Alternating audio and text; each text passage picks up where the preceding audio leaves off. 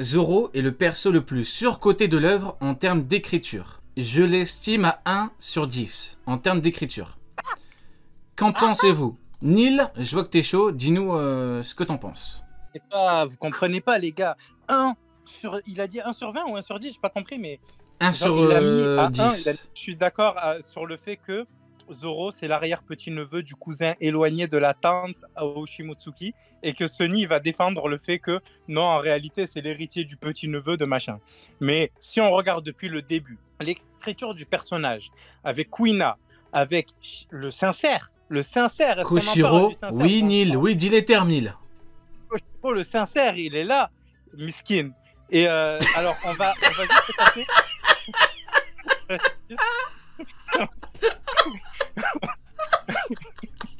On va effacer le fait du coup que le père de Zoro s'appelle Zoro.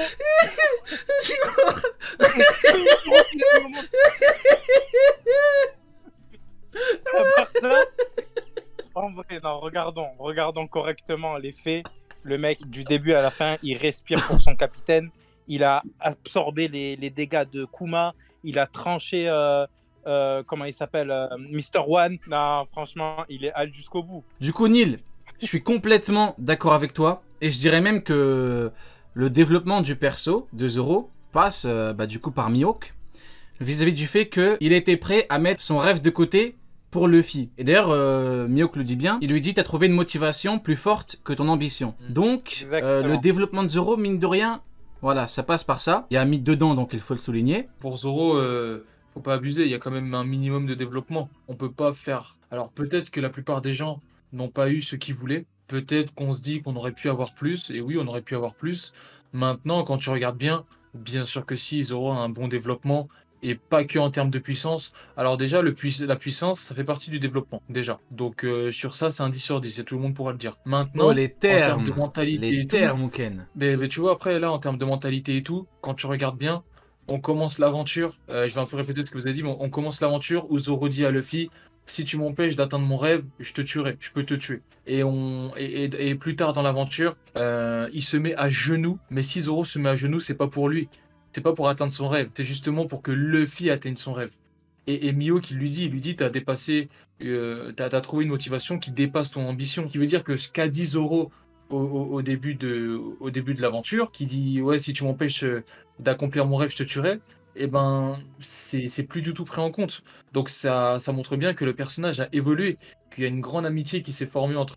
Et juste par rapport à ça, on peut pas dire qu'il n'y a pas eu un développement. Zoro a changé. Et là, maintenant, qu'est-ce qu'on nous dit dans le dernier arc, à Onigashima? Bah, je veux devenir le roi des enfers. Tu vois?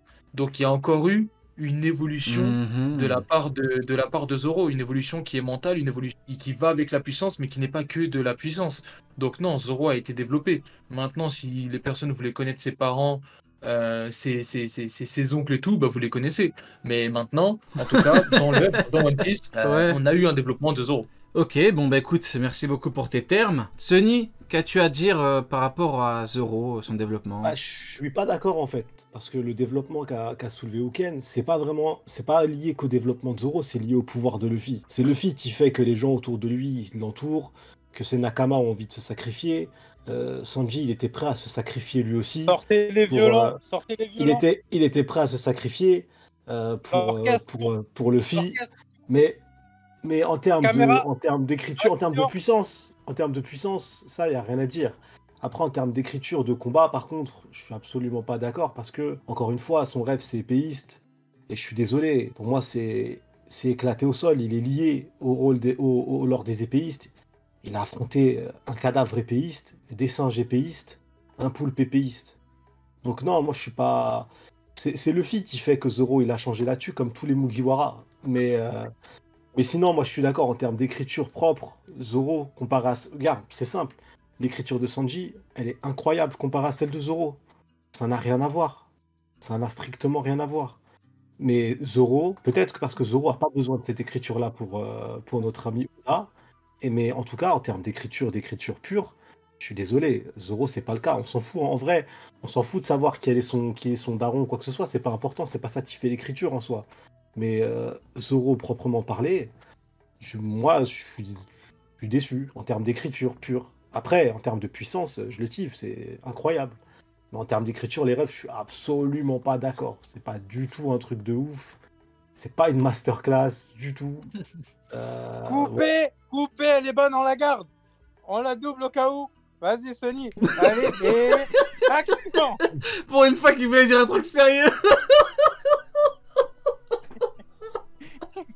Non, je suis mort. Non, je suis éclaté. Non, mais après, bon, il considère que le développement qu'a soulevé Uken n'est pas un vrai développement. Après, il peut ne pas. Ouais, c'est par rapport à Luffy. C'est pas Zoro, c'est Luffy. Ouais. C'est Luffy qui fait ça aux gens. C'est pas pareil. Après, Zoro, Si c'était que Zoro, si c'était que Zoro et pas les autres, je serais d'accord. J'aurais dit, waouh, Zoro comparé. Là, c'est tous les Mugiwara. Après, non, Usopp, ça reste une merde. Mais sinon, c'est tous les Mugiwara. Nami, elle était prête à mourir. Alors, massacre-moi le crâne en deux. Elle détestait les pirates de base. Elle est incapable de dire Luffy, il sera pas roi des pirates. Elle préfère mourir que dire ces mots-là. Non, moi, c'est pas lié vraiment à Zoro là-dessus. Je suis pas. C'est plus lié à Luffy plus que Zoro, tu vois. Après, Zoro, même dans son rôle de second, il a vraiment évolué. Hein, parce que à partir de Water 7, il donne vraiment des conseils qu'il donnait pas au début de l'œuvre. Et même là, dès qu'ils partent d'Onigashima, tout ça, et même tout au long d'Onigashima, et en vrai tout au long de l'aventure, tu vois que Zoro, dans son rôle de second, il a évolué, il a vraiment pris une place irremplaçable hein, dans ses conseils, dans ses prises de décision. Water 7, ça reste le début de l'œuvre. Et Water 7, il a déjà tenu ce rôle. Moi, je sais pas, moi, Zoro, c'est son rôle depuis le début, je trouve. Moi, le seul truc que je trouve dommage, mais pour moi, c'est lié au lore des épéistes, en fait. Hein. C'est qu'il n'ait pas rencontré un épéiste sur son chemin, qu'il a dû surpasser, en mode, ouais, mon rêve d'épéiste, voilà, je peux pas l'atteindre tant que j'ai pas fumé ce gars-là. Non, on n'est jamais rentré dans ça.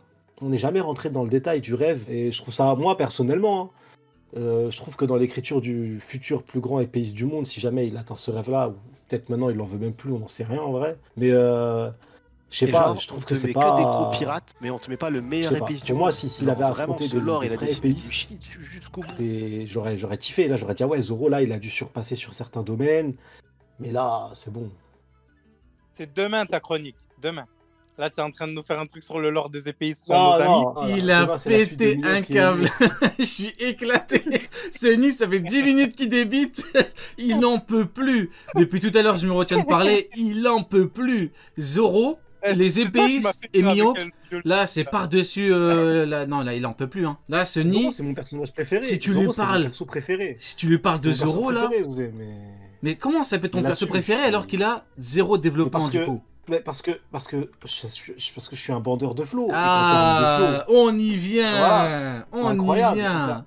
Donc ce n'est pas incompatible. On peut avoir un très bon personnage, d'où le fait que c'est ton perso préféré. Ah oui. Ah bah voilà, bah donc tout va bien. Zoro était nul. Bah tout est bien qui finit bien. Bon du coup voilà par rapport à Zoro. Bon Sanji n'est Sanji, je t'appelais Sanji carrément tellement que tu es frais Sunny, t'imagines? Je t'appelais Sanji carrément. Donc d'après Sunny, bah du coup c'est pas un développement parce que c'est plus lié à Luffy.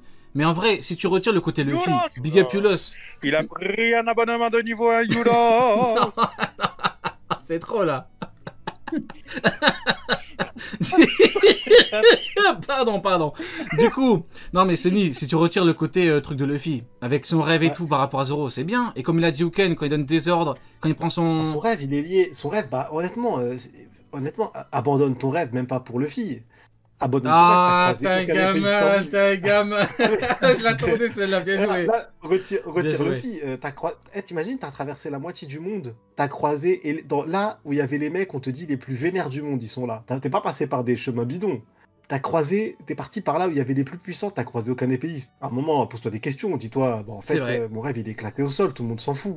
Tu vois, j'aurais arrêté pour autre chose que pour Luffy. C'est vrai, t'as pas tort. C'est ça. Pour moi, c'est le problème du lore des épéistes, tu vois. Prochaine, une populaire opinion. Celle-là, elle pique pas mal. Celle-là, elle est vraiment, vraiment très intéressante. Alors, écoutez-moi bien. Un Yonko peut battre 4 ou 5 secondes Yonko, voire plus. Je veux l'avis de Uken pour démarrer. 4 ou 5 secondes Yonko. Donc, ça veut dire que là, tu me dis que Big Mom peut vaincre Katakuri, King, Zoro, Shiryu, Beckman.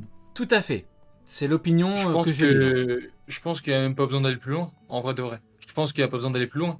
Big Mom, cette grosse qui sait même pas voir dans le futur, qui demande à Katakuri à chaque fois ce qui se passe. Pourquoi le 7 grosse musquine, wesh? Non, mais c'est vrai. C'est vrai. Big Mom, qui dit. Mais regarde là, à part s'empiffrer. Awaken, qu'est-ce qu'elle a fait? Qu'est-ce qu'elle a fait, franchement? Elle demandait à Katakuri ce qui se passait à chaque fois. Katakuri, pourquoi t'interviens? Katakuri, pourquoi tu fais ça? Parce qu'il y a danger! Parce qu'il y a danger! Parce qu'il y a des ennemis! Parce qu'on se fait attaquer! Tout simplement! Regardez comment il limite! Écoutez comment il limite, Big Mom! Attends, comment elle a fait? Comment elle a fait? Katakuri! Katakuri, qu'est-ce qui se passe? C'est un corbeau là! C'est un corbeau, c'est pas Big Mom là! Non, mais c'est Katakuri, qu'est-ce qui se passe?